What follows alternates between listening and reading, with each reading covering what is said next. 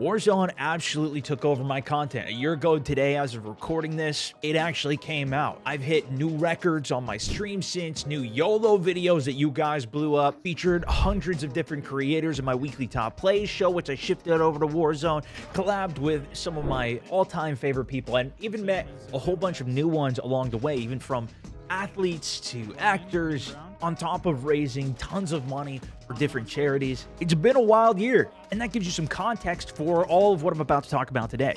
Warzone came out with a bang last year, took over the space kind of from Apex Legends in terms of the Battle Royale scene. If you remember, Apex did their tweet of when they hit 10 million people playing the game, then 50 million players, the same exact thing Warzone did when that came out with the 10, 50, and the last one that I saw was a 60 million tweet, although they've had more players since. In some areas, they learned a lot from their previous battle royales that had come out, but there's still, I feel, plenty of room for improvements here. If you can't tell, I'm somebody who loves this game. I want to continue to see it grow and improve, but I also want to look at some of the failures that continue to hurt the game now that it's a year later, and if we're going to continue to see this game grow into year 2 or dwindle. I come at this as a person with about a 2.6 KD, playing about 20 hours a week on it, and of course a content creator, trying to make it entertaining for a whole bunch of other people to watch.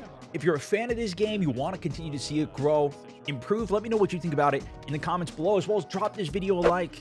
Let's get some more of this content out there for Warzone to watch, listen to, and improve with. Of course, each Battle Royale has its own unique points, and Warzone has its own unique set of features as well. Again, they learned a lot from previous games though, right? When Warzone came out, it hit all of the boxes. It was a AAA title with a massive audience and reach already. Going free to play allowed it to maximize on that and capitalize even further in terms of how many players hitting those record numbers. It's not pay to win, at least mostly, more recently. We'll talk about some of that, as well as, of course, crossplay, which on paper looks great and brings way more people together. Work friends, old friends, even just acquaintances in different communities that you might know, but they're on a different system. Allowed it to reach a massive audience in a time towards the beginning of the year, after the holidays, when people are looking for some other new games, and often not a lot come out. What made it even more unique was the gun system in it. I actually thought that this was a bad idea when it first came out because it took out some of the randomness and looting, but it became one of my absolute favorite things in the game, custom loadouts and being able to run what you want to, tweak it, find the best setups. It felt great. On top of that, it had such a solid pacing for the zones that other games didn't quite master. Early games were intense. 100 people dropping in on a map. They brought it up to 150 players. You could buy your team back, but there was also the gulag, giving people a chance to come back. Allowed for the end game to be that much more intense with more people still alive. Shortly after it released, it came out with solos, which has had its own set of problems. The game clearly being designed around trios, quads, having other people to buy back and keep the game going, doesn't have that same feature in solos, so we see games like recently I had with 14 people alive in Zone 3, just a couple minutes even into the game. A year later into the mode, and it still hasn't been tweaked to have its own rule set and features to it. Clearly though, that's not their intention. The way Call of Duty has continued to evolve their game is through limited time modes. The first one they had ever introduced was a snipers and shotguns only mode, and that was the only time we ever saw it or any other variation of that kind, even a year later. They also introduced buyback mode, originally called Stimulus. This one has been a major hit, coming back multiple times. And going back to talking about solos, I think this was a fantastic tweak to how to play the game. If you had enough money, you just immediately come back to life rather than even having to win a gulag, allowing for even more players to come back if they were prepared, ready, had enough money in their pocket, kept that mid-game and solos going a little bit more.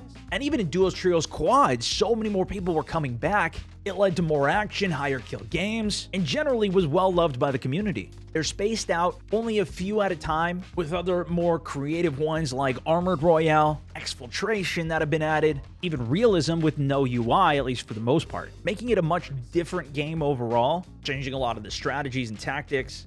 But some of them have been much bigger successes than others. At least in my eyes, one of the biggest wins was the Zombies Royale. They finally did a night map, which people had been requesting. Kept that mid-game, even end-game pace was ludicrous because of how many people would come back to life. Even when you were a zombie, you could come back. It was similar to what Apex Legends mode was, but rather than being stuck as a zombie for the rest of the game, you had that chance to come back, which fixed the problem of everybody just backing out of the game once they had already died and were a zombie and didn't want to play as a zombie, or had already completed their challenge in Apex and didn't want to stick around to try and complete another. There's no other challenge. There's no reason. but we never saw a return to the night mode or the zombie mode, and it was great. I'd love to play it again. Of course, they also introduced a new map through this limited time mode as well, through Rebirth Island.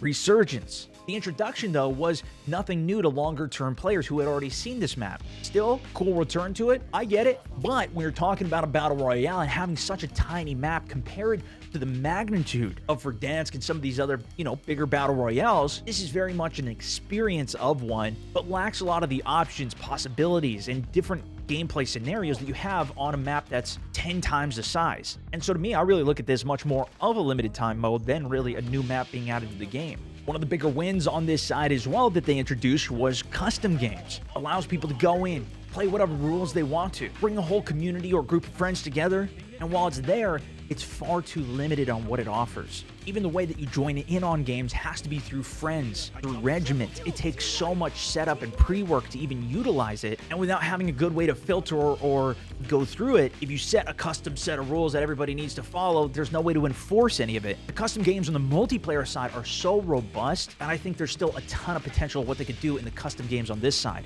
More on that in the hopes for the next year of the game. One of the more divisive things in this first year, though, has been balance. The game bouncing from meta to meta. This really is Call of Duty in a nutshell, though, and I think some people don't realize that's just the way that these games go. There's going to be a powerful gun, it's good for a while, they rebalance it. In many ways, that's the formula for games, even class-based games. Look at Overwatch, World of Warcraft, there's something that stands out, that shines. What is Call of Duty but the same thing?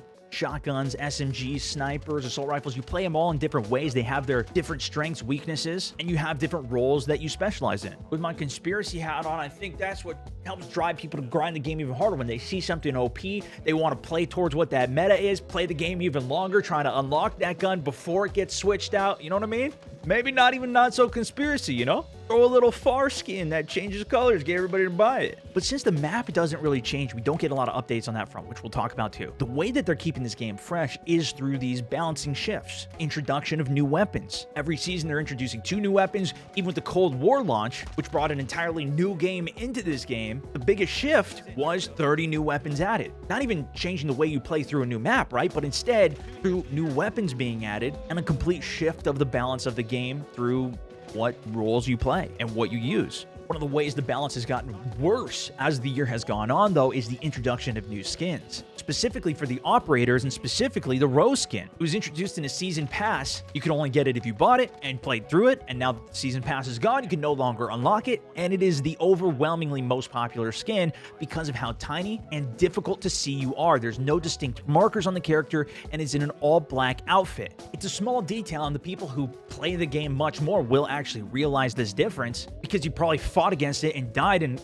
it was just in a corner or in a shadow that you just couldn't see. It's just another further deterioration to the game. It's not balanced, and as more people realize this, it becomes a bigger problem. On the note of lacking and changing things as well, it's just the length of the metas. That being, of course, the best strategy to use to win the game. For example, when the DMR became the go-to gun, it was like that for so long that memes were getting out of control. People were literally going on the street, holding up signs, making jokes out of it on national TV. Eventually, some of this stuff does get changed, and some of it even quicker than others. For example, with the vehicles and solos, when the game first came out, the behemoth trucks were the absolute go-to, and they nerfed those back quite a bit. First removing them from the game until they could get them patched out. But even today, if you're playing solos, at the end, top 15, you're going to see at least 4 or 5 trucks driving around because that's just still the best strategy, and they still haven't gone back and balanced that mode. And when it comes to inaction, you always have to talk about the bugs, as well as even the hackers. On that front, the problem becomes so out of control, enough people are posting about it that the next day, they do a post saying they banned 60,000 accounts. They could be doing that probably every single day, because these people just keep on making new accounts when they're hacking.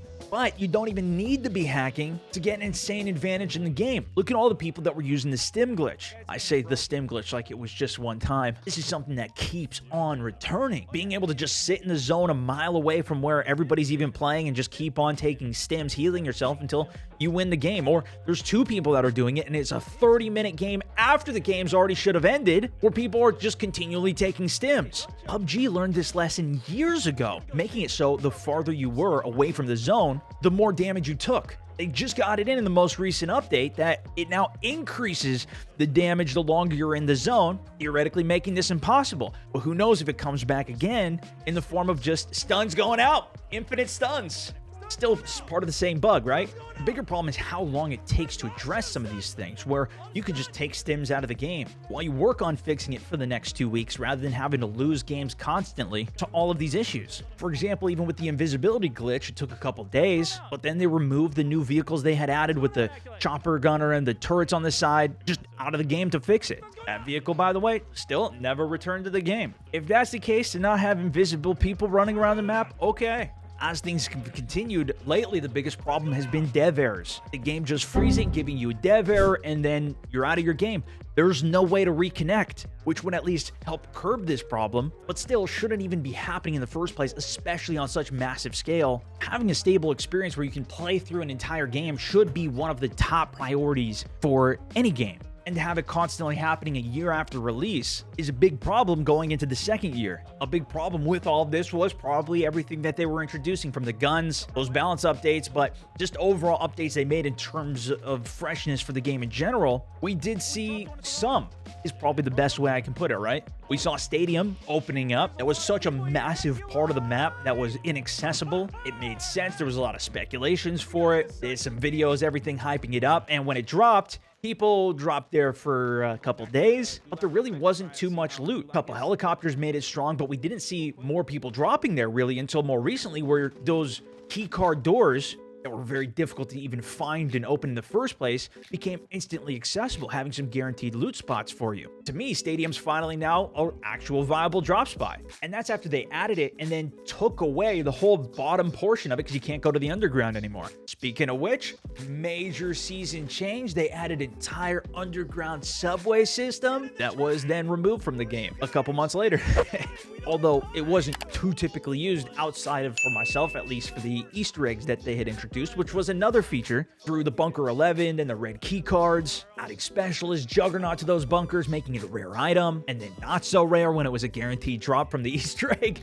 They add some of these things though, and then it's taken away. Not relatively big map changes either. Even with the shipwreck that was added, it's such a small portion of the map down in the very far corner that most games you play, if you don't really decide to ever go down there, or if your game doesn't end there, you would never know that it even existed. One of my favorite refreshes that they did, though, was adding the zip lines to different portions of the map so you could then access the top of the airport roof. Have secondary or even third, fourth ways to get up on top of buildings, like the hotel and promenade. It took away some of those guaranteed spots that you can camp and only have one access point to get up to. Unless you have a helicopter, which the helicopters are mostly blown up or all gone by the time you actually need it. And I still think there's a couple more areas that they could still even add more of those to. For example, air traffic control. We talked about a lot of different points over the last year of this game.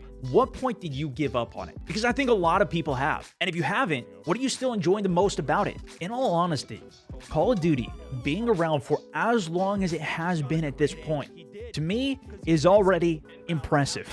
Just having standard multiplayer in a game has kept me interested in Call of Duty less and less each year because I've played it so much already. If you're new to the game in general, if you're new to multiplayers, shooter games, you might be absolutely killing it, even enjoying the hell out of Cold War right now.